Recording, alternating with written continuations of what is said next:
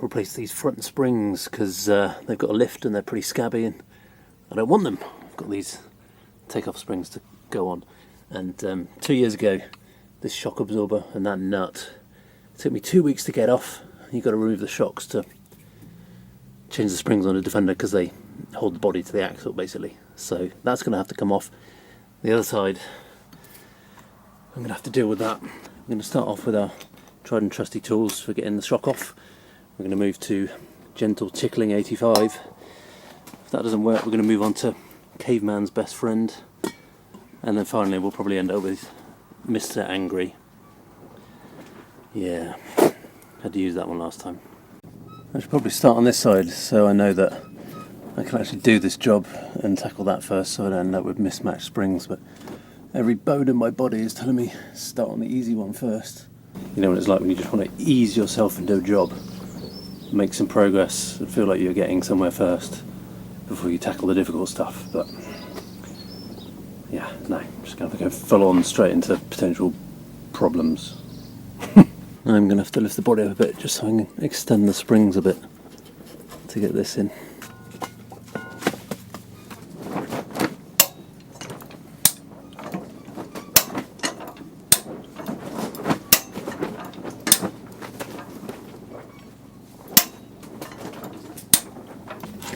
Okay, I'm going to move the shock. That's good. Yes, I remember the problem now. Can't get the spanner under. Ah, it's moving easily. Could it be? I only did the one shot last time because I only wanted to replace the cracked bushes that were on that one. This one was fine at the time. I may have copper greased this 2 years ago actually. Okay, well now it's got a bit harder, so it's time for some heat.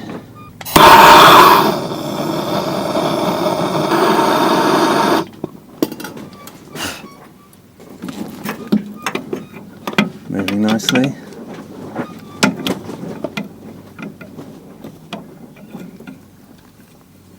Yeah.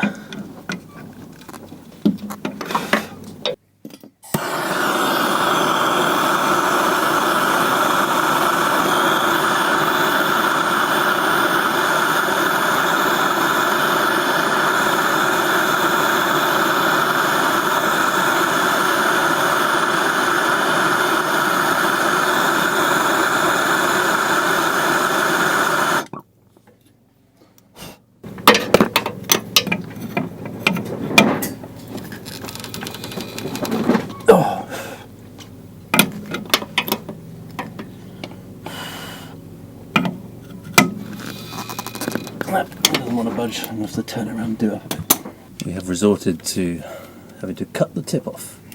Let's see what happens.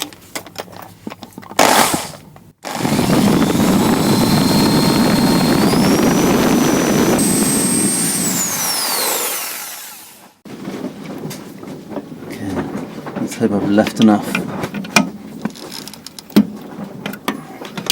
thread to be able to get it on in future and taken off enough thread to be able to get it off. Oh, this is where it gets tricky. So I've wound it up and try to sand it a bit, heat it up again. At least I can do the ratchet on here now and put on an extension spanner. And if not, then I'll cut it off a bit more. Ah, sorry. Filming is a nightmare.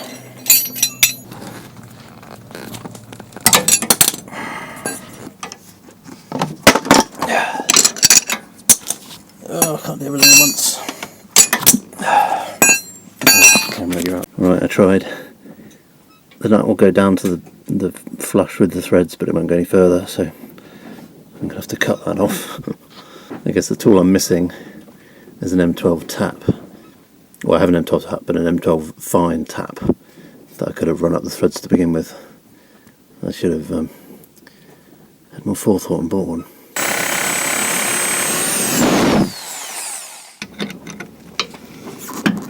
Oh yeah.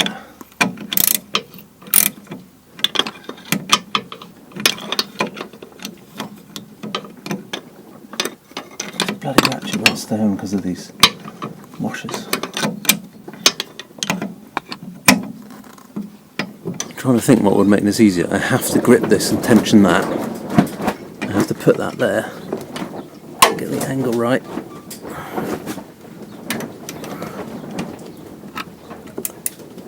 Tension that. Put this on.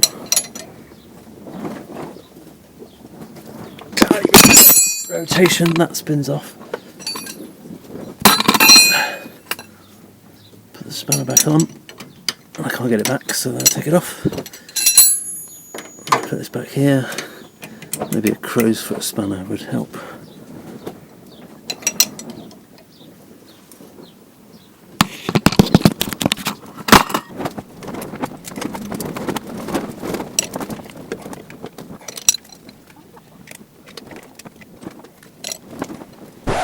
Actually, you know, when I have one of those moments, you're like, hold on, I asked for one of these for Christmas.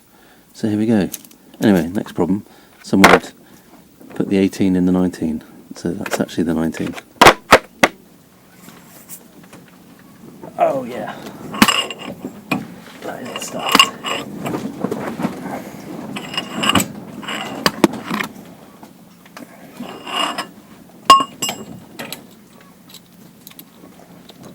Position it.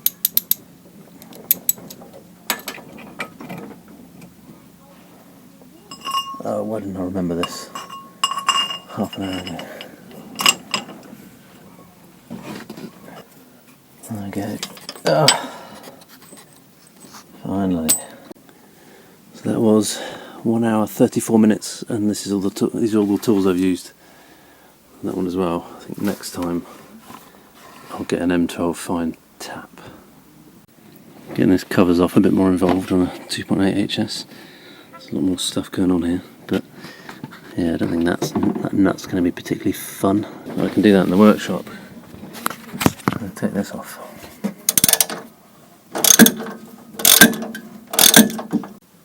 And it happened.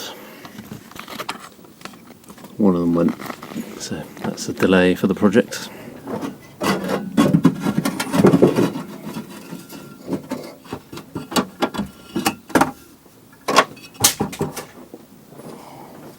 These Coney shocks are useful because they've got a hex in the end there, so you can actually grip them with a, what's that, 9mm socket.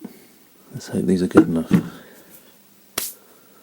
Let's try some copper grease for lubrication.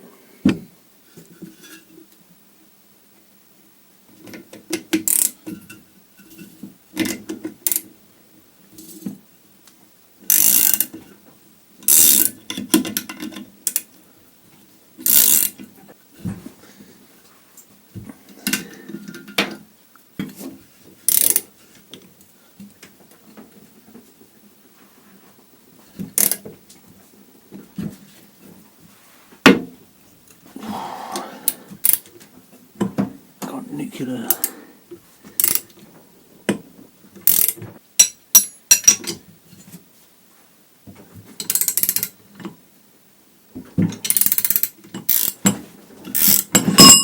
Oof.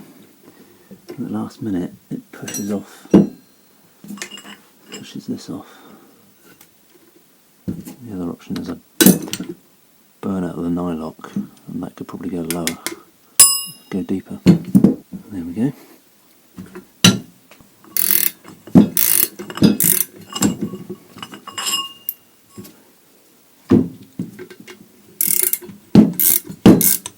Oh yeah. Oh, you beauty. Look at that.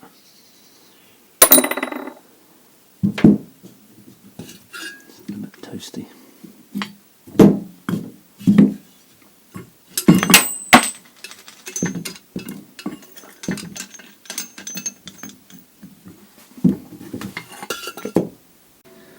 And the right hand side came out a lot easier, surprise surprise, because it came off 2 years ago and I copper greased the hell out of everything. So I've got genuine take-off springs, I've also got genuine take-off shock absorbers.